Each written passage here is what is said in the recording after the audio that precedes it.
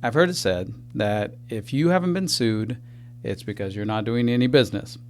And there may be some exceptions to that, but I do think there's a lot of truth to that as well.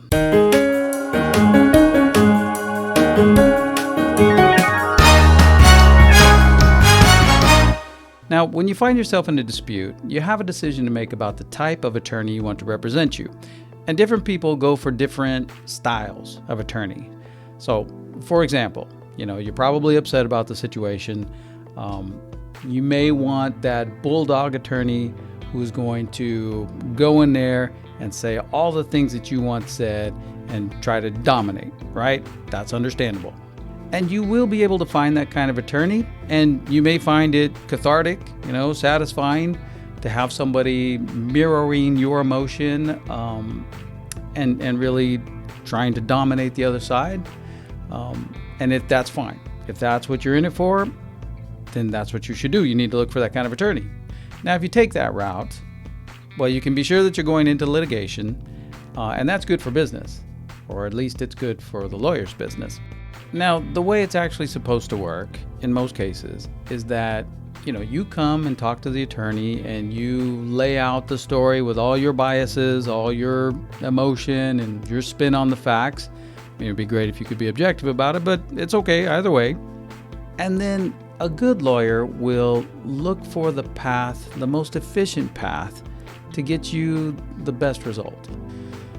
Now, that may not be as psychologically satisfying to you.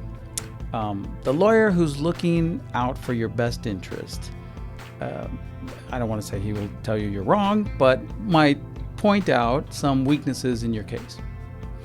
Now, let me hasten to add, stick around for my next video, because I don't mean to say that I, as a lawyer, think that it's my job to tell you no or tell you you can't do what you want to do. I don't believe that. I think it's my job to figure out the best way to get done what you're trying to get done. No excuses.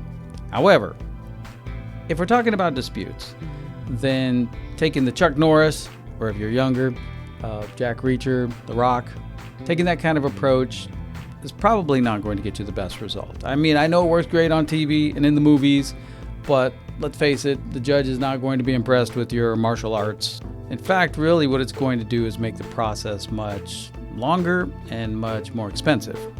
And at the end of the day, your case is what it is, and the law says what it says. It's not like you can go own somebody and win a lawsuit by the force of your personality. It doesn't work that way. You can dominate, but by being smart. So figure out what personality type works best for you. If you're looking for, somebody who's nasty and is going to go in there and say everything that you want said, well, God bless. You're a great client. Maybe not a great client for me, but you're a great client for somebody. In my experience, what I have found is that this attitude lasts for a couple of billing cycles. You know what I mean? And then suddenly the client has a chance to think a little more rationally, calm down, and wants to then look for a more efficient route to a final resolution. Now, every situation is different. There may be occasions when you need a little shock and awe, and there could be occasions when you are 100% correct, the other side is an idiot, and they do need a wake-up call. So that could happen. But what I'm saying is that if you're going to make a decision to take that approach, make it strategic, make it dispassionate. Unless you find throwing away legal fees cathartic, in which case, more power to you. But otherwise, look for an attorney who is not going to be ruled by your emotions. Here's my link below if you want to talk more. Por supuesto, hablamos español. And until next time.